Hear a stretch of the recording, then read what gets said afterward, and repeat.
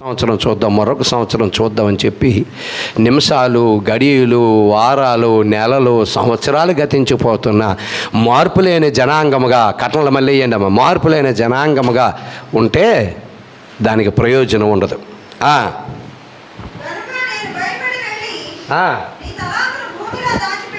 గనుక నేను భయపడి వెళ్ళి, ఆయన అలాంటి భయపడితే అసలు నువ్వు శుభ్రంగా వ్యాపారం చేసి 4 డబ్బులు సంపాదిస్తావు. ఆయనకి భయం లేదు. ఎందుకు? సోమరిపోతు. తెల్లవారి 5 గంటలు లేచిన వాళ్ళు ఉంటారు, 6 గంటలు లేచిన వాళ్ళు ఉంటారు, 9 గంటలకు లేచిన వాళ్ళు ఉంటారు, 11 గంటలకు లేచిన వాళ్ళు ఉంటారు, పనికి 12 గంటలకు వెళ్ళిన వాళ్ళు ఉంటారు, మధ్యాహ్నం వెళ్ళిన వాళ్ళు కూడా ఉంటారు. ఒక బాధ్యత కలిగి మనిషి కుటుంబంలో జీవిస్తే ఆ కుటుంబం చాలా చక్కగా ఆశీర్వదింపబడినట్లుగా ఉంటుంది. ఇదిగో నీది నీవు తీసుకోమని చెప్పాను. అందుకు అతడు యజమానుడు వానిని చూచి, సోమరివైన చెడ్డదాసుడా, నేను విత్తన చోట కోయువాడును, చల్లని చోట పంట కూర్చుకున్న వాడునని నీవు ఎరుగుతావా? మీ హృదయంలో ఏది ఉందో నాకు తెలుసు, కానీ నా హృదయంలో ఏటుందో మీరు ఎరగలేరు. కాబట్టి నువ్వు అలాగని ఎరిగేవా? నేను విత్తన చోట కోయివాడునై ఉన్నాను, నేను కఠినాత్మునై ఉన్నానని నువ్వు ఎరిగి ఈ విధంగా నువ్వు అది తీసుకెళ్ళి అక్కడ గోయి తీసి కప్పెట్టి ఉన్నాడు. అట్లయితే నీవు నా సొమ్ము ఎవరి దగ్గర ఉంచమంటున్నాడు? నేను వచ్చి వడ్డీతో సహా వాళ్ళ దగ్గర నేను వసూలు చేసుకుంటాను కదా. 5 నాణ్యాలు ఇచ్చినోడికి ఇచ్చేవచ్చు కదా, 2 నాణ్యాలకి ఇచ్చేవచ్చు కదా. బాబు నేను ఈ వ్యాపారం చేయలేను, నీకు ఎలాగో ఒక 2 ఇచ్చాడు, నీకు ఒక 5 ఇచ్చాడు కదా, నాకు 1 ఇచ్చి నీ 1ని తీసుకెళ్ళి వాళ్ళకి ఇచ్చేస్తే వాళ్ళ దగ్గర నేను వసూలు చేసుకుంటాను కదా.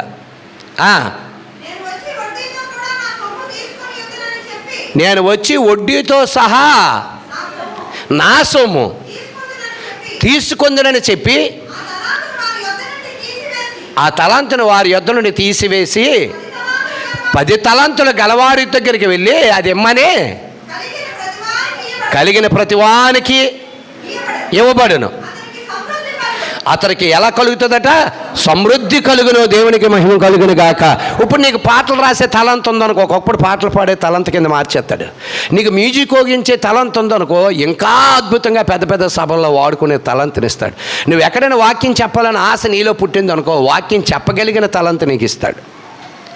ఎక్కడైనా అపవాది యొక్క తంత్రాలను నువ్వు చిక్కుపడిపోకుండా ఆయన నిన్ను తప్పించగలిగే తలంత కూడా ఆయన ఇస్తాడు. దేవునికి మహిమ కలుగును గాక. దేవునికి స్తోత్రం. వెంటనే ఏం చెప్తున్నాడు? వీని తీసుకెళ్ళిపోయి ఎక్కడ వేసేమంటున్నాడు?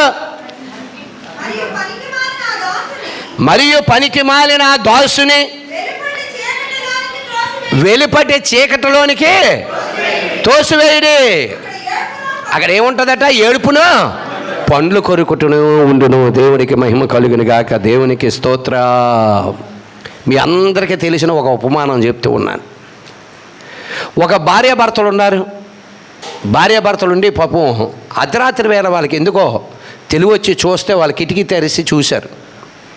పెద్ద వర్షం పడిపోతుంది. రాత్రి చూశారు, తెల్లవారుజామున ఎప్పుడో పెద్ద ఉరుములు మెరుపులు. మొన్న రాత్రి అయితే పెద్ద మెరుపులు, అసలు భూమి ఏమైపోద్ది అన్నట్లుగా అంతేసి మెరుపులు. అంటే ఆ మెరుపు ఎలాగంటే రూముల్లోకి అంత కాంతి వచ్చింది. అలాగే మెరుపులతో పెద్ద వర్షం పడుతుంది. ఆ మెరుపులకి లేచి ఏంటని చెప్పి కిటికీ తీసి చూస్తే ఒక చెట్టు ఉంది, చెట్టు కింద ఒక అరుగు ఉంది, అరుగు మీద 3 ఉన్నారు. ఒక చెట్టు ఉంది, చెట్టు కింద అరుగు ఉంది, అరుగు మీద 3 ఉన్నారు.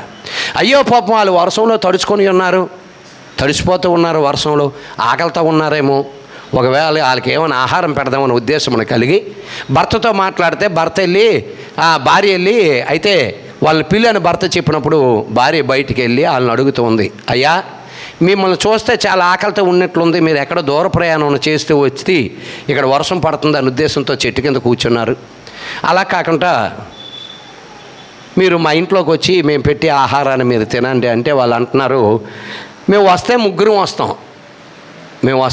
వస్తాం, కానీ నువ్వు పిలిచినంత మాత్రాన మేము ముగ్గురం రాం. కాబట్టి నువ్వు వెళ్ళి నీ భర్తతో ఆలోచించుకొని చెప్పు అంటే వాళ్ళ భర్త దగ్గరికి వెళ్ళి, అయ్యా మరి ఏం చేద్దాము అని అడిగితే ఆ భర్త అన్నాడు, మరి 3 రమ్మంటే వాళ్ళు 3 రారట. ఎవరో ఒకరే వస్తారట. మన ముగ్గురికి భోజనం పెడదామని వాళ్ళు ముగ్గురు రారట మన ఇంట్లోకి, ఎవరో ఒకరే వస్తారట. ఆ ఒక్కరిని ఎవరో మీరే డిసైడ్ చేసుకొని పిల్లండి అని వాళ్ళు నాకు చెప్పారని చెప్పి భర్తతో మాట్లాడితే భర్త అన్నాడు, పోను ఫస్ట్ ఉన్నోని పిలుద్దామా అని అనుకున్నారు. తర్వాత రెండో వాడిని పిలుద్దామా, మధ్యలో కూర్చున్నోని పిలుద్దామా, లేకపోతే చివరోని పిలుద్దామా అని ఉద్దేశం కలిగి వాళ్ళు డిసైడ్ చేశారు. పోను ఆ ముగ్గురులో చివరోని పిలుద్దాము అని చెప్పి ఆ చివరోడి దగ్గరికి వెళ్ళి, అయ్యా నువ్వు రా అని, మా ఇంట్లోకి ఆతిథ్యానికి రా అని పిలిచారు. పిలిస్తే వీళ్ళేం చేశారంటే మళ్ళీ ముగ్గురు బయలుదేరి వస్తున్నారు. ఆవిడ అడుగుతూ ఉంది, అయ్యా ఫస్టే నేను పిలిచాను కదా ముగ్గురిని రమ్మని, మీరు ముగ్గురు రానన్నారు. ముగ్గురు రానన్నప్పుడు ఎవరో ఒకరిమే మీ ఇంటికి భోజనానికి ఆతిథ్యానికి వస్తామన్నారు. ఒకరు ఆతిథ్యానికి వస్తాను అన్నప్పుడు ఆ ఒక్కరినే మేము పిలిస్తే మేము ఆలోచించుకొని మేము ఎంతో బాధపడి నా భర్త నేను కలిసి ముగ్గురికి భోజనం పెట్టలేకపోతున్నామే, ఒకరే అలా వస్తానన్నారు కాబట్టి ఆ ఒక్కరిని పిలుద్దామనే ఉద్దేశంతో ఆ చివరి ఆయన పిలిస్తే మీరెందుకు ముగ్గురు వస్తున్నారు అని అడిగింది. వాళ్ళు చక్కన సమాధానం చెప్తున్నాడు. మొదట కూర్చున్నోడు విజయం, వాడి పేరు ఏం పేరు? విజయం. రెండోవాడి పేరు ధనం, రెండోవాడి పేరు ధనం. మూడోవాడి పేరు ప్రేమ. విజయం నువ్వు పిలిస్తే విజయం ఉన్నోడి దగ్గర ప్రేమ ఉండదు, ధనం ఉంటుంది కానీ ప్రేమ ఉండదు. ధనం ఉన్నోడి దగ్గర విజయం ఉండదు, ధనం ఉన్నోడి దగ్గర విజయం ఉండదు. మన నియోజకవర్గంలో అదే జరుగుతుందేమో రేపు 4వ తారీఖు. ధనం ఉన్నోడి దగ్గర ఏముండదు, విజయం ఉండదు. వాడి దగ్గర ఏముండదు, ధనం ఉంది, వాడి దగ్గర ప్రేమ ఉండదు. వాడికి ధనం ఉంది, ఎవరికైనా పేదవాడికి ఎడతాడేటి పెట్టడు. అందుకే ఒక దగ్గర ఏం చెప్తున్నాడు, ఒక ధనవంతుడు ఏమనిపి చెప్తున్నాడు, తన ప్రాణంతో తిని సుఖించి ఆనందించి జీవితాంతకాలము నువ్వు అనుభవించు అని చెప్తే, వెర్రివాడా ఈరోజు రాత్రికే నీ ప్రాణమును తీసుకొనిచున్నాను అని రాయబడ్డాడు. కాబట్టి నువ్వు మొదట ఉన్న విజయాన్ని పిలిస్తే ధనం రాకపోను, ప్రేమ రాకపోను. రెండవ ధనాన్ని పిలిచావనుకో విజయం రాకపోను, ప్రేమ రాకపోను. కానీ ప్రేమని పిలిచావు కనుక ప్రేమ ఎక్కడ ఉంటుందో అక్కడ విజయం ఉంటుంది, అక్కడ ధనము కూడా ఉంటుంది. దేవునికి మహిమ కలుగును గాక, దేవునికి స్తోత్రం. ఇది ఎక్కడ రాయబడ్డది? రోమియోలకు రాసిన పత్రిక 8వ అధ్యాయంలో రాయబడ్డది. ప్రేమ ఎక్కడైతే ఉంటుంది, ప్రేమ ఏం చేస్తుందట, సర్వాన్ని కప్పిపోస్తుందట, సర్వ దోషములను ఏం చేస్తుంది, కప్పిపోస్తుంది. ప్రేమ ఎక్కడైతే ఉంటుందో అక్కడేముంటుంది, ధనము ఉంటుంది, విజయం ఉంటుంది. కాబట్టి వాళ్ళు ఆలోచించుకొని ఆ పేర్లు తెలియకపోయినా వాళ్ళు ఏం చేశారు, ప్రేమను పిలిచారు. ప్రేమను పిలిచినప్పుడు ప్రేమతోటి ధనము విజయం కూడా సమకూర్చింది. అలాగే సర్వాధికారి అయిన దేవుడు ప్రేమామయుడై ఉన్నాడు కనుక తన ఒక్కగాని ఒక కుమారుని లోకానికి బలి అర్పించడానికి ఆయన నిశ్చయించుకొని ఉన్నాడు. దేవునికి మహిమ కలుగును గాక. అందుకే యోహాను సువార్త 3వ అధ్యాయం 16-17 వచనంలో ఈ విధంగా రాయబడి ఉన్నది, దేవుడు ఈ లోకమును ఎంతో ప్రేమించెను. చదవండి 16-17 వచనాలు. యోహాను సువార్త 3వ అధ్యాయము 16-17 వచనాలు. దేవుడు లోకమును ఎంతో ప్రేమించెను కాగా, ఆయన అంటే తండ్రి ఎలాగుంటాడు ఎవరికి తెలీదు. ఆయనే సర్వోన్నతుడు, సర్వశక్తిమంతుడు. ఆయన అద్వితీయ అంటే ఒకే ఒక కొడుకు, 2-3 కొడుకులు కాదు. అద్వితీయ అంటే ఒకడే. ఆయన తన అద్వితీయ కుమారుని యందు, అంటే ఈ లోకంలో చాలామంది కుమారులు కుమార్తెలను పిలబడుతున్నారు కానీ ఒకే ఒకడు ఆ సర్వోన్నతుని కుమారుడై ఉన్నాడు. ఆయన పేరు యేసుక్రీస్తు ప్రభు అయి ఉన్నాడు. దేవునికి మహిమ కలుగును గాక. ఆయన దావీదు కుమారుడు కాదు, యోసేపు కుమారుడు కాదు, మరియ కుమారుడు అంతకంటే కాదు. ఆయన ఎవరి కుమారుడు? సర్వోన్నతుని కుమారుడై ఉన్నాడు. అమ్మా నీకు పుట్టబోయేవాడు పరిశుద్ధుడై ఉన్నాడు, ఆయన నీ కుమారుడు కాదు, ఆయన సర్వోన్నతుని కుమారుడు అనబడును. దేవునికి మహిమ కలుగును గాక, దేవునికి స్తోత్ర. సర్వోన్నతుని కుమారుడా, అప్పుడే మీ సమయం వచ్చిందా, మమ్మల్ని బాధించుట కొరకు అప్పుడే వచ్చి ఉన్నావా అని చెప్పి దెయ్యాలు అడుగుతున్నాయి యేసుక్రీస్తు ప్రభు వారిని చూసి. అంటే దురాత్మలు అడుగుతున్నాయన్నమాట. ఇక్కడ ఏమని చెప్తున్నాడు, ఆయన తన అద్వితీయ కుమారునిగా పుట్టిన వాని యందు ఏ ఉంచాలట? విశ్వాసము. నీ విశ్వాసము గొప్పదైతే నువ్వు కోరినట్లే నీకు జరుగును గాక. అమ్మా, నీ విశ్వాసము గొప్పదే, నువ్వు కోరినట్లే నీకు జరుగుతుంది. పో అమ్మా, నీ విశ్వాసము నిన్ను స్వస్థపరిచింది. దేవుడికి మహిమ కలుగును గాక. వినుటి వల్ల విశ్వాసము కలుగును, అది క్రీస్తు యేసుని గూర్చిన మాటల వల్ల కలుగును అని రాయబడ్డది. ఏ ఉంచమంటున్నాడు యేసు ప్రభు యందు? విశ్వాసము. అది డబ్బుతో ఖర్చు అయింది కాదు. యేసు ప్రభు మమ్మల్ని దేవుడి దగ్గరికి తీసుకెళ్ళగలడు, ఆ పరలోక రాజ్యంలో మమ్మల్ని దేవుని చూపించగలడనే విశ్వాసం మీకుంటే, మీ క్రియలు ఎలాగుంటే ఆయన చెప్పిన విధంగా ఉంటాయి. విశ్వాసం లేనివాడికి క్రియలు కూడా సరిగ్గా ఉండవు. విశ్వాసం లేని క్రియలు మృతముతో సమానము, అంటే సచ్చినోడితోటి సమానము అని రాయబడ్డది. ఇక్కడ చెప్తున్నాడు, ఎవరు యందు విశ్వాసం ఉంచాలి? యేసుక్రీస్తు యందు విశ్వాసం ఉంచాలి. యేసుక్రీస్తు యందు ఎవరైతే విశ్వాసం ఉంచగలిగాడో వాడు ఏమైపోతాడట? నశింపక నశించిన దాన్ని వెతుకు రక్షించిన కొరకు మనిషి కుమారుడు ఈ లోకమునకు వచ్చినని వాక్యము నమ్మదగినదియో పూర్ణ అంగీకారమునకు యోగ్యమై ఉన్నది అని రాయించాడు. నశించిన దానిని మనం నశించిపోవడానికి ఆయనకి ఇష్టం లేదు. తల్లిదండ్రులు ఉన్నారండి, మీకు పిల్లలు ఉన్నారండి, మీ పిల్లలు నశించిపోవడం మీకు ఇష్టమా? మీ పిల్లలు నాశనం అయిపోవడం మీకు ఇష్టమా? మీ పిల్లలు అగ్నిగుండంలోకి వెళ్ళిపోవడం మీకు ఇష్టమా? చెప్పండి, ఇష్టమా? మన కష్టమైనా పిల్లలు సుఖంగా ఉండాలని చెప్పి తల్లిదండ్రులు రాత్రి పగలు శ్రమించి వారు సరిగ్గా తిన్నా తినకపోయినా పిల్లలు కడుపు నింపాలనే ఆలోచన మీకు కలిగి పిల్లల్ని పెంచి పెద్ద చేస్తాం. అది పెరిగి పెద్ద అయిన తర్వాత నేను తొంతాడా, గుండ్ల మీద తొంతాడా, నేను పేక మీద కాలేజ్ తొక్కేస్తాడా, లేకపోతే కాలుతోటి గుండ్ల మీద తొంతాడా, పేక కోసేస్తాడా అనేది మీకు తెలియదు. అర్థమైందా? ఒకవేళ తెలిసినా మీరు ఆయన ప్రేమిస్తూనే ఉంటారు. ఒకవేళ తెలిసినా మీరు ప్రేమిస్తూనే ఉంటారు. ఎందుకో? కన్నపేగో. ఆ కొడుకు దుర్మార్గుడైనా, కూతురు దుర్మార్గురాలైనా, పోను నా కూతురే కదా, నా కూతురే కదా, నా కొడుకే కదా. పోనీ తల్లిదండ్రులు కొడిసాడండి, వెంటనే పోలీసు వాళ్ళు వచ్చారండి, తీసుకెళ్ళిపోయారండి. ఆ తల్లిదండ్రులు కూడా స్టేషన్కి పిలిచారండి. తల్లిదండ్రులు అక్కడ కూర్చుంటాడుగా, కొడుకుని శుభ్రంగా పోలీసు వాళ్ళు కొట్టేస్తుంటే తండ్రి అబ్బా మంచిదైంది, కూతురు తల్లి మంచిదైందని ఆనందం పొందుతుందా? పొందదే. అయ్యా పోనీ ఏదో తెలియక తప్పు చేశాడు, తల్లినే కదా కొట్టాడు, తండ్రినే కదా కొట్టాడు, అయ్యా వదిలేయండి అయ్యా ఆయన వదిలేయండి, ఆయన ఏం కొట్టొద్దు అయ్యా అని బ్రతిమాలరా? తప్పనిసరిగా బ్రతిమాలుతారు. మరి లోకంలోని తల్లిదండ్రుల యొక్క ప్రేమే అంత గొప్పదైతే నా దేవుని ప్రేమ ఇంకా గొప్పది. దేవునికి మహిమ కలుగును గాక. కాబట్టి తను ఒక్కగాని ఒక కుమారుడైన అద్వితీయ కుమారుణ్ణి ఈ లోకానికి ఎలా పంపించాడు? బలి అర్పించడానికి పంపించాడు, బలి అయిపోవడానికి పంపించాడు, బలిగా అర్పింపబడడానికి పంపించాడు. అందుకే ఒక దగ్గర చెప్తాడు, మీరు మేకల రక్తముల వల్ల అయినను, కోడుల రక్తముల వల్ల అయినను, ఎద్దుల రక్తముల వల్ల అయినను మీకు పాప క్షమాపణ లేదు. మనిషి కుమారుని యొక్క పవిత్ర రక్తము వల్ల సర్వమానవాళికి పాప క్షమాపణ అనుగ్రహింపబడును. అక్కడికి వెళ్తారు, కోడినో మేకను బలి ఇచ్చేస్తారు, అక్కడ రక్తం అలా చూపిస్తారు, రక్తమే ప్రాణమై ఉంది. ఆ కోడిని మళ్ళీ తెచ్చుకొని తినేస్తారు. ఆ కోడిని తెచ్చుకొని ఏం చేసేస్తున్నారు? మళ్ళీ భుజించడమే. బలి అర్పణ. బలులు ఎవరు కోరుతారు? రాక్షసులు కోరుతారు బలి అర్పణ. నీ కొడుకు నువ్వు బలి ఇచ్చేస్తావేటి ఎవరికైనా? ఇవ్వే. మరి బలిని కోరినోడు ఎవడో? రాక్షసులు. రాక్షస సంహారం. ఏటట? మేకల యొక్కయు కోడుల యొక్కయు రక్తముతో కాక తన స్వరక్తము. ఎవడో?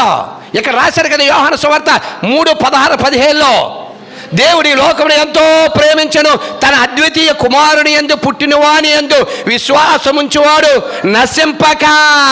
ఇక్కడ చెప్తున్నాడు, చదవండి.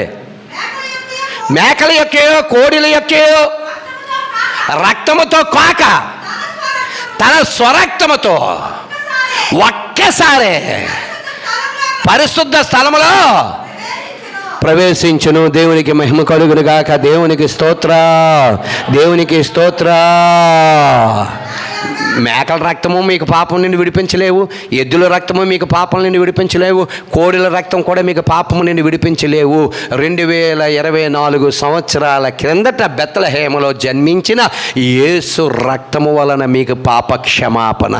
దేవుడికి మహిమ కలుగును గాక, దేవుడికి స్తోత్రం. ఎలాగనగా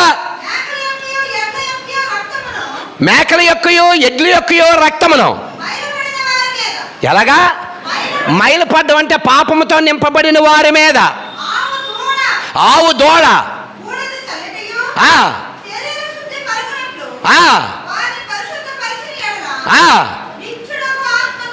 నిత్యుడుగు ఆత్మ ద్వారా, నిత్యుడుగు ఆత్మ ద్వారా తన్ను తాను దేవునికి నిర్దోషిగా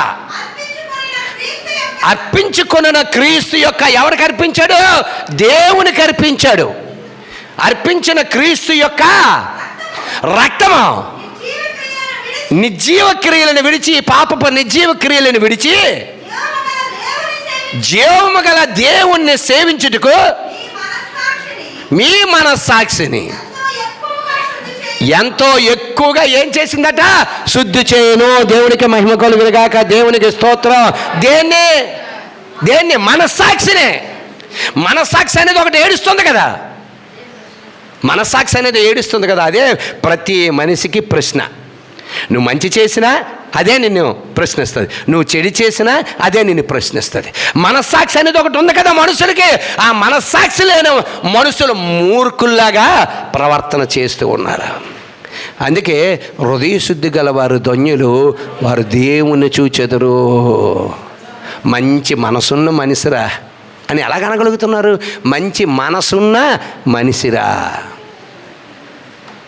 మనస్సాక్షిని ఏం చేస్తుందట? శుద్ధి చేస్తుంది. అంటే నిన్ను పాపములు చేయనివ్వకుండా నిన్ను ప్రశ్నిస్తూ ఉంది. ప్రతిసారి కూడా నేను ప్రశ్నిస్తుంది. మనుషులు నిన్ను ప్రశ్నించవసరం లేదు, నీ మనస్సాక్షి నిన్ను ప్రశ్నిస్తూ ఉంది. అట్టి మనస్సాక్షిని శుద్ధి చేయగలిగింది ఎవరు? క్రీస్తు యేసు రక్తము మాత్రమే. దేవునికి మహిమ కలుగును గాక, దేవునికి స్తోత్రం, దేవునికి స్తోత్రం. ఇక్కడేమని చెప్తున్నాడు యోహాను సువార్త? ఆయన తన అద్వితీయ కుమారునిగా పుట్టిన వాని యందు ఏటుంచాలట? ఏటుంచాలి? ఎవరుంచాలి? ప్రతి వాడును. కులమతాలతో సంబంధం లేదు, దేశాలతో సంబంధం లేదు, రాష్ట్రాలతో సంబంధం లేదు. నువ్వే సందులోకి ఏడిచొస్తున్నావు. కులాలతో సంబంధం లేదు, మతాలతో సంబంధం లేదు, రాష్ట్రాలతో సంబంధం లేదు, దేశాలతో సంబంధం లేదు. ప్రతి వాడును ఎవడైనా ఆయన యందు ఏముంచాలట? విశ్వాసం ఉంచాలి. దేవునికి మహిమ కలుగును గాక. యేసు ప్రభువును నమ్మి నువ్వు విశ్వాసం ఉంచడం గొప్పతనం కాదు, కానీ యేసు ప్రభువును నమ్మలేని వారు మందిరంలోకి వచ్చి ఈరోజు వాక్యం అంటున్నారా? మనకంటే వారు గొప్పవాళ్ళు.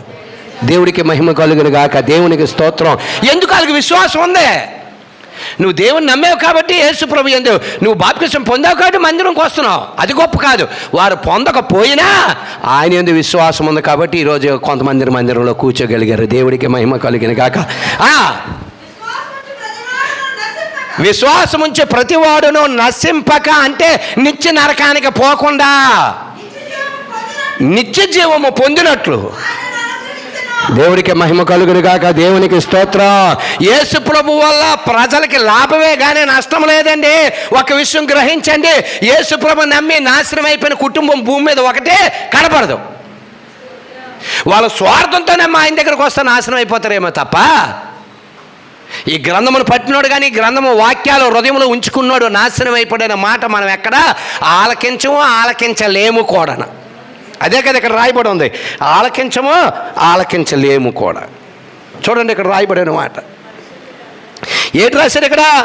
పరిశుద్ధ గ్రంథములో గల దేవుని మాటలు ఎక్కడ ఉండాలట? హృదయంలో నింపుకుంటూ అనుసరిస్తున్న వాడు చెడిపోయినట్లు చరిత్రలో వినలేము. అది ఆ గ్రంథం యొక్క శక్తి. దేవుడికి మహిమ కలుగును గాక, దేవునికి స్తోత్రం. ఆ ఎంవి రమణ గారు పడుకుంటున్నారో ఇటు చూడండి, ఏమని రాయబడ్డది? వినము. ఆ గ్రంథం శక్తిది కాబట్టి పరిశుద్ధ గ్రంథం లేఖనాలు సెలవిస్తూ ఉన్నాయి. ఏమని చెప్తున్నాయి? చదవండి. నశింపక నిత్య జీవము పొందినట్లు ఆయనను అనుగ్రహించెను. దేవుడికి మహిమ కలుగును గాక. యేసు ప్రభు వల్ల నీకు మంచి చేయడానికే భూమి మీదకి వచ్చాడు కానీ యేసు ప్రభు వల్ల చెడిపోయిన మనుషుడు లేడండి. ఒకప్పుడు వ్యభిచారం చేసిన వాళ్ళు మానేశారు, యేసు ప్రభు నమ్మి. తాగుతున్న వాళ్ళు మానేశారు, హంతకులు మారిపోయారు, దొంగలు మారిపోయారు, నక్సలైట్లు మారిపోయారు, చివరికి ఎల్టీటీ తీవ్రవాదులు కూడా మారిపోయారు. ఏంటి ఆ ప్రేమ? గొప్పతనం ఏంటి? ఈ గ్రంథానికి ఉంది ఆ ప్రేమ. ఈ గ్రంథానికి ఆ శక్తి ఉంది, ఆ ప్రేమ ఉంది. దేవునికి మహిమ కలిగిన గాక. యేసు ప్రభు నమ్మి దొంగ అయిపోయినాడు ఎవడన్నా ఉన్నాడు ఏంటి? దొంగ యేసు ప్రభు నమ్మి దొంగతనాలు మానేశాడు. యేసు ప్రభు నమ్మి హంతకులు ఉన్నారేంటి? ఒకప్పుడు ఆడు హంతకుడు. యేసు ప్రభు నమ్మి ఆడి పాతది మానేసి కొత్తది అయిపోయాడు. ఎందుకు? 2 కొరింథీ 5:17 ఎవడైనా క్రీస్తు యేసునందు ఉన్న ఎడల వాడు నూతన సృష్టి, పాతవ గతించి ఇదిగో క్రొత్తగును, సమస్తమును నా దేవుని వల్లగును. భూమి మీద అనేకమైన అంతకుముందు అబద్ధాలు ఆడిన యేసు ప్రభు నమ్మిన తర్వాత అబద్ధాలు మానేశారు. అంతకుముందు ఫుల్గా మందు వేసిన వాళ్ళు కూడా యేసు ప్రభు నమ్మిన తర్వాత మందు మానేశారు. ఏటా శక్తి? ఏటా శక్తి? ఏమైనా సాక్ష్యం చెప్తున్నారు? అయ్యా ఒకప్పుడు ఫుల్గా తాగేసి రోడ్డు మీద పడుకుని పోయేవాడిని, ఫుల్గా తాగేసి వాంతులు చేసుకొని వెళ్ళేవాడిని. మా అమ్మాలు బాధపడేవారు, అమ్మో నా కొడుకు తాగుబోతే అయిపోయాడు, నా కొడుకు తిరిగిపోతే అయిపోయాడు, నా కొడుకు అంతకుడు అయిపోయాడు, నా కొడుకు దొంగోడు అయిపోయాడు, నా కొడుకు రౌడీలతో తిరుగుతున్నాడు, నా కొడుకు ఒక కేటు కూడా అయిపోయాడని బాధపడ్డా. అలాంటిది ఎప్పుడైతే యేసుప్రభు నమ్మిన తర్వాత ఒకప్పుడు ఇలాగ ఉండేవాడిని, ఇప్పుడు ఇలా ఉన్నాను. ఎలా? ఆ చేంజింగ్ ఎలాగా? Life changing. ఏంటి? మన లైఫే చేంజ్ అయిపోయింది, మన ఆలోచన చేంజింగ్ అయిపోయింది. నీ ఆలోచన, నీ తలంపులు, నీ క్రియలు అన్నీ చేంజింగ్. ఎలా? ఆ శక్తి దేనికి ఉందంటే పరిశుద్ధ గ్రంథ లేఖనాలకు మాత్రమే ఉంది. దేవునికి మహిమ కలిగిన గాక. దేవునికి స్తోత్రం. ప్రేమ ఉన్న దగ్గర ఏముంటుందట? ఐశ్వర్యం ఉంటుంది, విజయం ఉంటుంది. విజయం ఉన్న దగ్గర ఐశ్వర్యము, ప్రేమ ఉండదు. డబ్బున్న దగ్గర విజయము, ప్రేమ ఉండదు. ప్రేమ ఉన్న దగ్గర ఈ 2 ఉంటాయి. కాబట్టి 3 వచ్చారు లోపలికి. అమ్మా మొదటోను నువ్వు పిలిచి ఉంటే వాడు విజయం, ఆడొక్కడనే నువ్వు పిలిస్తే మా ఇద్దరం రావు. నువ్వు రెండోవాడిని పిలిచి ఉంటే ఆడు ధనం, వాడొస్తే మా ఇద్దరం రావు. నువ్వు పిలగా ప్రేమను పిలిచావు, ప్రేమ సర్వలోకాన్ని ఏలుతుందమ్మా. అదే క్రీస్తు యేసు లోకానికి చూపించిన ప్రేమ తన తండ్రి ద్వారా. దేవునికి మహిమ కలుగును గాక. దేవునికి స్తోత్ర. ఒక సంభాషణ జరుగుతూ ఉన్నది. ఏటా సంభాషణ అంటే లూకాసు వార్త 10వ అధ్యాయం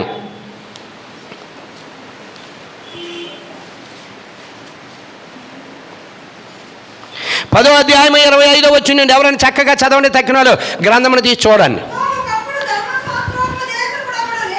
10:25లో చక్కని మాట రాయబడుతుందమ్మా. ఇదిగో ఒకప్పుడు ధర్మశాస్త్రోపదేశకుడు అంటే ధర్మశాస్త్రం బాగా బోధించగలిగినోడు ఒకడు లేచి, బోధకుడా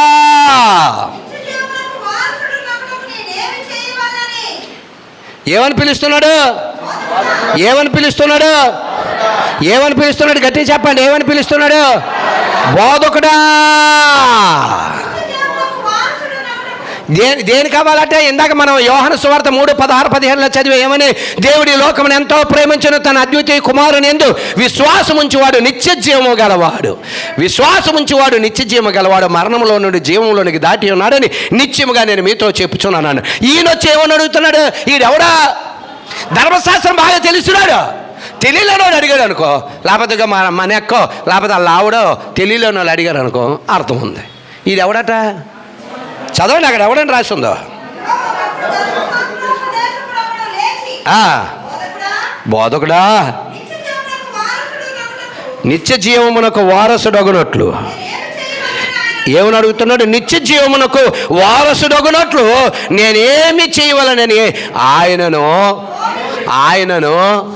చెప్పండి, ఆయనను శోధిస్తున్నాడు. అంటే నిజంగా తెలుసుకోవాలని ఆలోచన కాదు, ఆయనలోనే ఏదైనా తప్పు పట్టాలని, ఆయనలో ఏదైనా తప్పు పట్టాలని ఆలోచనతో ఏం చేస్తున్నాడు? శోధించుచూ అడిగాను. శోధించుచూ అడిగాను. ఎవరిని అడుగుతున్నాడు?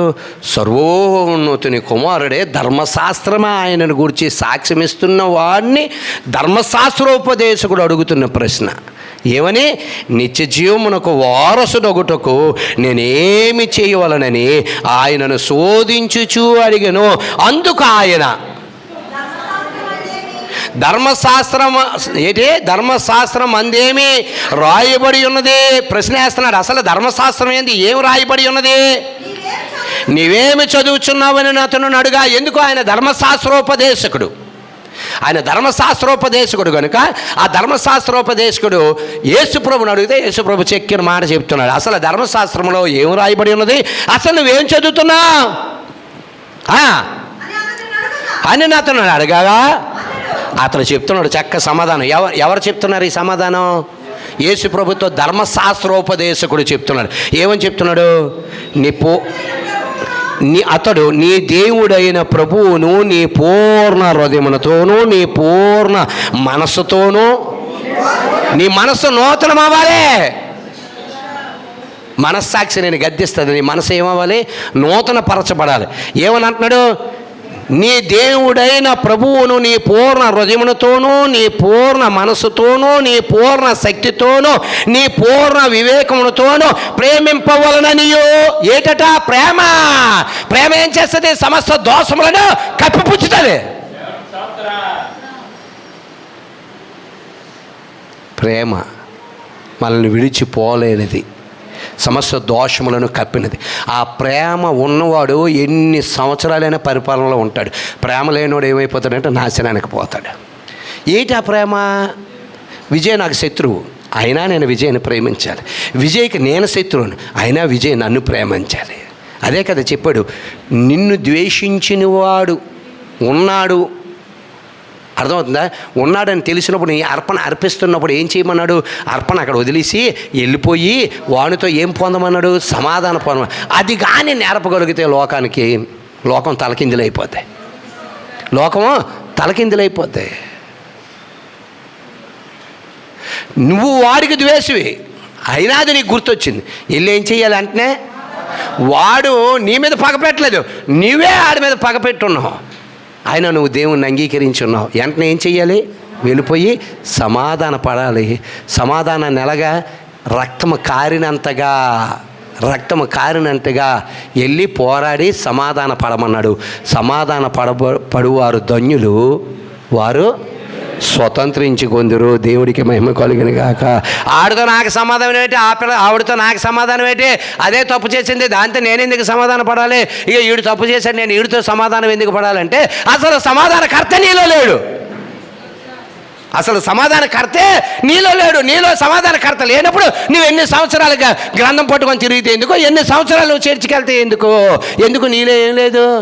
సమాధానం లేదు. సమాధానాన్ని రక్తము కారినంతగా ఎలా చేయమన్నాడు? వెతికి వెంటాడమన్నాడండి.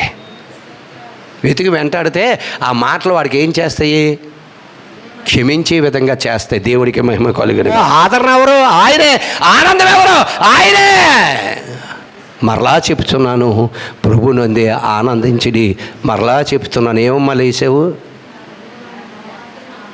మీరు అలా లేస్తే నాకు మెసేజ్లు ఒకటి చెప్పేస్తున్నాను. అందుకే మెసేజ్లు ఎవరు లెక్కండి అని చెప్తున్నాను. ఆ సమయానికి మర్చిపోయి ఇంకోటి చెప్పేస్తున్నాను. మొన్న అలాగే జకర్యాకి సువార్త ప్రకటింపబడలేదు అని చెప్పాం. భూలోకంలో ఎక్కడైనా సువార్త ప్రకటింపబడుతుంది. జకర్యాకి కూడా సువార్త ప్రకటింపబడింది. ఎవరు ప్రకటించలేదంటే యేసు ప్రభు ప్రకటించలేదు, కానీ జకర్యాకు సువార్త ప్రకటింపబడబట్టే యేసు ప్రభు కొరలకి ఎదురు చూస్తూ ఉన్నాడు, చూడాలని ఆశ. అసలు సువార్త ప్రకటింపబడకుండా ఎవరో రక్షణ లేదు. అందుకే మీరు సర్వలోకమునికి వెళ్ళి సర్వ సృష్టికి సువార్త ప్రకటించండి. నమ్మి బాప్తిసం పొందిన వాడు రక్షింపబడును, నమ్మని వారికి శిక్ష విధింపబడును. సువార్త ప్రకటింపబడకుండా ఎవరికి రక్షణ లేదు. మీరు ఇలా సెంటర్లో లేగడం వల్ల నేను ఒకటి చెప్పేస్తున్నాను. అందుకే సెంటర్లో లేగవద్దు అంటున్నాను. ఎందుకంటే మైండ్ ఎక్కడి నుండి ఎక్కడికి వెళ్ళిపోతుంది. అపవాదు కూడా ఎక్కడ ఏ సందులోకి తోచుకెళ్ళమో తీసుకెళ్ళిపోతుంది. అదే కదా చెప్పాడు, ఏసు రక్తమే జయం, సిలువు రక్తమే జయం, అపవాది క్రియలకు అనంత నాశనం కలుగునుగాక అంటున్నాడు. అది అసలు బైబిల్లో లేదు, అందరూ అదే వాడుతున్నారు. నేను అలాగే ఏం చెప్పేశాను? కిందటి వారం జకర్యాకి అసలు ఎక్కడ సువార్త ప్రకటింపబడకుండా అద్భుతం జరిగింది, యేసుప్రభు నమ్మేశాడని చెప్పాను నేను. సువార్త ప్రకటింపబడకుండా ఎక్కడా ఉండదు. అలాగనుకుంటే ఇంకెందుకు సువార్త? యేసుప్రభు వారు సర్వలోకానికి వెళ్ళి సువార్త ప్రకటించమంటాడు. మేమెందుకు ప్రతి నెల 2వ శనివారం వెళ్ళిపోయి ఆ చెట్లు పొట్లు ఎక్కి అన్నీ దిగ్గొట్టం? అవునా కదా? ఆశ ఉన్నంత మాత్రాన్ని కదా. ఆశ పుట్టిందంటే ఎక్కడో నీకు సువార్త ప్రకటింపబడ్డది. ఏదో ఒక విధంగా సువార్త ప్రకటింపబడదు. కరపత్రం ద్వారాగో లేదా పాటల ద్వారాగో నువ్వు వెళ్ళిపోతున్నప్పుడు ఎక్కడో నాలంటే పెద్ద నోరేసి చర్చిలో అరుస్తుంటే ఆ రోడ్డు మీద వెళ్ళినోడికి ఆ సొవ్వులోనే అది గుయ్యం అన్నదేమో, అది సువార్తే. అలా ప్రకటింపబడకుండా ఎవరికి రక్షణ భాగ్యమో లేదు. జకరియా కూడా అలా సువార్త ప్రకటింపబడ్డది. యేసుప్రభు ఏది చెప్పకుండానే ఆయన కోసం విని ఉన్నాడు కనుక వెంటనే ఈయన కూడా అబ్రహాము కుమారుడే, నేడు ఈ ఇంటికి రక్షణ వచ్చి ఉన్నది. దేవునికి మహిమ కలుగును గాక. శాంతికర్త యొక్క రక్షకుడైన యేసుక్రీస్తు దగ్గరకు వచ్చినప్పుడు మాకు శాంతి సమాధానం కలిగిందండి. మాకు డబ్బు ఉంది కానీ మాకు శాంతి సమాధానం లేదండి. మాకు పేరు ఉంది కానీ శాంతి సమాధానం లేదండి. మాకు విజయం ఉంది కానీ శాంతి సమాధానము లేదండి. ఆయన దగ్గరికి వచ్చాము, మాకు శాంతి సమాధానం. చాలామంది తెలియకపో చచ్చిపోయిన తర్వాత బ్యానర్లు రాస్తారు. రాసి ఏం చేస్తారు? చచ్చిపోయినోడి యొక్క ఆత్మకి శాంతి కలుగును కాక. చచ్చిపోయినోడికి ఇంకేం శాంతి? బతుకున్నోడికే శాంతి సమాధానం. చచ్చిపోయినోడికి శాంతి సమాధానం ఉండదు. బతుకున్నోళ్ళకి మనకే శాంతి సమాధానం ఉండాలి. చచ్చిపోయినోళ్ళు హాయిగా రెస్ట్లోకి పోయారు, ఫీజు రెస్ట్లోకి వెళ్ళిపోయారు. కానీ ఇక్కడ చెప్తున్నాడు, అయితే నిత్య జీవనం పొందాలంటే మేము ఏం చేయాలి అని అడిగితే అసలు ధర్మశాస్త్రం ఏం బోధిస్తుంది, ధర్మశాస్త్రం ఏమైనా రాయబడి ఉందంటే చక్కని సమాధానం చెప్తున్నాడు. అతను నీ దేవుడైన ప్రభువును నీ పూర్ణ హృదయములతోటి, నీ పూర్ణ మనస్సుతోటి, నీ పూర్ణ శక్తితోటి, నీ పూర్ణ వివేకములతోటి ప్రేమింపవాలని ఏం చేయమన్నాడు? ఏం చేయమన్నాడు? ప్రేమింపవాలని. నీవు ఎలాగా? నిన్ను వలే నీ తోటి వాడిని ప్రేమింపాలను. అందులో ప్రేమ ఉంది. అలాగా మహోన్నతుడు మనల్ని ప్రేమించబోతే తన ఒక్కగానే ఒక అద్వితీయ కుమారుని లోకానికి పంపించి మనకు నిత్య జీవమును అనుగ్రహింపజేయడానికి ఆయన్ని పంపించాడు తప్ప నిత్య నరకానికి పోవడానికి కాదు. నరకాన్ని ఆయన తయారు చేయలేదు, పరలోకాన్ని మాత్రమే తయారు చేశాడు. నరకాన్ని ఎవరి కొరకు తయారు చేయబడ్డది? అపవాది కొరకు తయారు చేయబడ్డది. ఆ అపవాదికి తయారు చేయబడ్డ నరకంలోకి మేము వెళ్ళిపోతామంటే ఎవడేం చేయగలడు? ఎవడేం చేయలేడు. అన్నం కలిపి నోటికి అంటించగలం కానీ గొంతుకులోకి దింపలేం కదా. దింపగలమా? అలాగే మనం ఏంటంటే అన్నం కలిపి నోటికి అందించగలం కానీ గొంతుకులకు మనము దింపలేం. సువార్త ప్రకటించితే మన పని అనేది ఉన్నది. అదే మనకి నిత్య ఆహారమై ఉన్నది. దేవునికి మహిమ కలుగును గాక. సువార్త ప్రకటించకుండా నేను ఆహారమును కూడా తిన్నంటున్నాడండి అపోస్తలుడైన పౌలు. సువార్త ప్రకటించకుండా నేను ఆహారం కూడా తినలేదు. మీరు ప్రకటించలేదు. ప్రకటించిన వారికైనా మేము ఏమై ఉండాలి? సహకారులుగా ఉండాలి. వాళ్ళ పేరులు జీవ గ్రంథం మీద రాయబడును. దేవునికి మహిమ కలుగును గాక. దేవునికి స్తోత్ర. కాబట్టి ఇక్కడ ఏమని చెప్పాడు? నిన్ను వల్ల నీ పొరుగు వాళ్ళని ప్రేమింపవాలని రాయబడి చెప్పాను. అందుకు ఆయన ఎవరో? యేసుక్రీస్తు ప్రభు. నీవు సరిగ్గా ఉత్తరం ఇచ్చితివి. ఎలాగిచ్చాడట? సరిగ్గా ఉత్తరం ఇచ్చితివి. అయితే నీకు ఒక కథ చెప్పాలి నేను. అయితే నీకు ఒక కథ చెప్పాలి. చదవాలి. నీవు సరిగ్గా ఉత్తరం ఇచ్చితివి, అలాగూ చేయుట, అలాగూ చేయము, అప్పుడు జీవించదు అని అతనితో చెప్పాను. ఎవడైతే ధర్మశాస్త్రోపదేశకుడు ఉన్నాడో వారికి యేసుప్రభు చెప్పాడు, నువ్వు సరిగ్గా చెప్పావు, అలా చెయ్యి, అలా చెయ్యని ఆయనకి చెప్పాడు. చదవండి. నీవు సరిగ్గా ఉత్తరం ఇచ్చితివి, అలాగూ చేయుము, అప్పుడు జీవించదు అని వానితో చెప్పాను. అయితే తాను ఎవరికి ఆడే నీతిమంతుడు, ఎవరికి ఆడే నీతిమంతుడు. చేసిన యదవ పనులన్నిటికీ దేవుడి మీద తోసేస్తుంటారు. చేసిన యదవ పనులకి అన్నిటికీ దేవుడి మీద తోసేస్తాడు. ఒక్కడు ఎలక్షన్లో రూపాయి పంచకుండా, లంచం ఇవ్వకుండా ఒక్కడికి వెళ్ళడం. ఇచ్చినోడికి వెళ్ళడం, ఇవ్వలేనోడు కూడా వెళ్ళడం. వాళ్ళు తీసుకొని ఇటు తీసుకొని అటు తీసుకొని ఎవరికి ఓటు వేస్తారో వాళ్ళకే తెలియాలి. ఎలక్షన్లో తీసుకోలేడు ఎవడైనా ఉన్నాడా అంటే నేను ఉన్నానండి. దేవుడికి మహిమ కలిగిన గాక. నాతో పాటు ఎవరైనా ఉన్నారా? వాక్యమును మనం బోధించగలుగుతున్నామే తప్ప దాని మీద ఏంటి మనం రుద్దలేం కదా. మా ఇంటి చుట్టుపక్కలకు రాలేదు ఒకడు. ఎందుకు? 4x8 బోర్డులు పెట్టాను. ఇక్కడ ఓట్లు అమ్మబడవు, కొనబడవు. అదేదో సినిమాలో చెప్తాడు, నాతో వచ్చినోడు అవడో, నాతో పోయినోడు అవడో అంటే మేము అంట. నేను అలాగే అరుస్తున్నా, నాతో ఎవడు రావటం లేదు. ఏం సినిమావే? మగధీరుడా? బాహుబలి అట. నాతో యుద్ధానికి వచ్చినోడు అవడో, నాతో పోయినోడు అవడో, రాజ్యాన్ని సంపాదించినోడు అవడో అంటే మేము అని అరుస్తాడు. లోకానుసరమైన రాజ్యం కొరకు అంతమంది అరిస్తారు. Cinema director అరిపించాడు. పరలోకానుసరమైన రాజ్యం కొరకు నేను అరుస్తున్నా, ఒక్కడు రావటం లేదని కథలు. ఎందుకంటే తీర్పు తీర్చేవాడిని నేను కాదు కదా. ఇలాంటి వాక్యం ఎవడో చెప్పినా మార్పు రాలని జీవితాలు అలాగా మార్పు కలిగి జీవించి చచ్చిపోయినా పర్వాలేదండి. నా విశ్వాసం అటువంటిది, చచ్చిపోయినా పర్వాలేదు. అందుకని ఆ రోజుకి ఆడెవడో 2500 ఇచ్చాడు, ఇల్లుడేమో 1500 ఇచ్చాడు, అలాడేమొచ్చి మహిళా మండలకేమో 2000 ఇచ్చాడు అని తీసుకొని ఏంటి ఉన్నాయా? తీసుకున్న వాళ్ళ దగ్గర ఉన్నాయి లేవే. కానీ వాక్యం నిత్యము మనలో ఉంటుంది. నిన్ను ఈ వాక్యం చెప్పినప్పుడు అల్లా మనసు నేను ఏం చేస్తుంది? ఇందాకే కదా చదివా, మనస్సాక్షి ఏం చెయ్యాలి? నిన్ను ప్రశ్నిస్తూ ఉంటుంది, నిన్ను ప్రశ్నిస్తూనే ఉంటుంది. ఒక దెబ్బకి 2 పెట్టలు అన్నట్లుగా ఒకరైతే మా ఇంటికే వచ్చేసారు, బాబు మాకు డబ్బులు ఇప్పించండి, క్రైస్తవులు. మా అన్నీ నేను తీసుకోవటం లేదన్నమ్మా, మానేసానమ్మా అన్నాను. అలాగే నేను అనుకుని పోయారు. అలవాటు పొందేశారండి. 5 సంవత్సరాలు దేశం నాశనం అయిపోయినా పర్లేదు, రాష్ట్రం నాశనం అయిపోయినా పర్లేదు. వీళ్ళు ఎలా చెప్తారు? రేపు ఎల్లుండి విజయాలు వచ్చిన తర్వాత ప్రజలు మా పక్షంగా ఉన్నారు. ఏంటి డబ్బులు ఇవ్వకుంటున్నారా? నువ్వు రూపాయి ఖర్చు పెట్టలేదా? రూపాయి ఖర్చు పెట్టినోడికి ఒక్కడు ఓటేయడు, ఖర్చు పెట్టలేనోడికి ఓటేయడు. మరి ఈ ఖర్చు పెట్టినవన్నీ కలెక్షన్ చేయాలంటే ఆడ అక్రమం చేయాలి. దానికి బాధ్యులు ఎవరు? ప్రజలే. ఇప్పుడు 5 కోట్లు, 10 కోట్లు, 20 కోట్లు, 30 కోట్లు ఖర్చు పెట్టాడండి. రేపు అయిపోయాడండి ఎమ్మెల్యే అనుకో.